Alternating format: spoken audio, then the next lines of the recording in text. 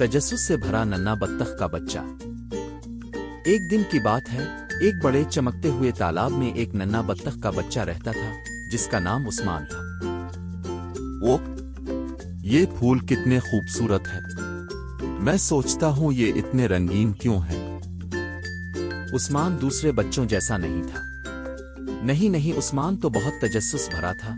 इसे हर चीज को देखना, समझना और जांचना बहुत पसंद था।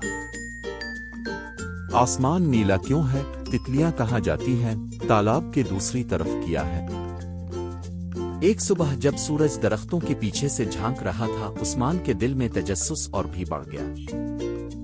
मैं देखूंगा तालाब के दूसरी तरफ किया है। माँ ने उस्मान की बात सुनी।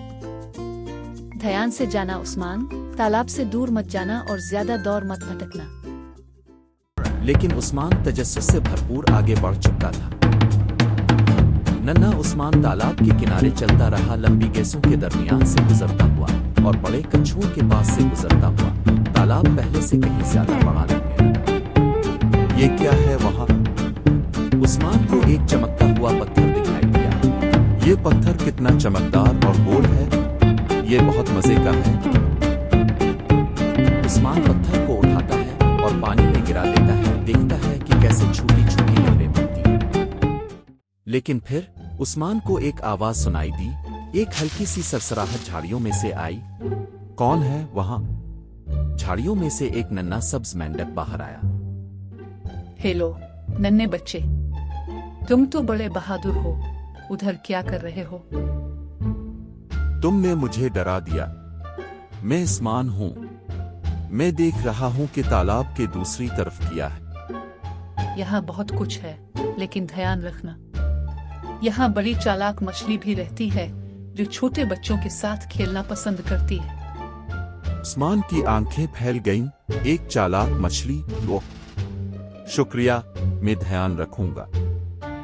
फिर अचानक एक बड़ी चमकती हुई मछली पानी से बाहर छलांग लगाकर उस्मान के सामने आ गई। मछली थोड़ी सी खौफनाक नजर आती थी, लेकिन इसकी मुस्कुराहट शरारत भरी थी। ये कितनी बड़ी मछली है।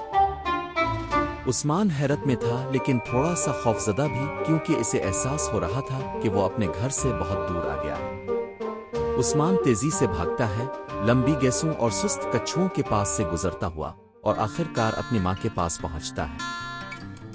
क्या तुमने वो ढूंढा जिसकी तलाश में निकले थे, मेरे तजस्सुस भरे नन्हे उस्मान?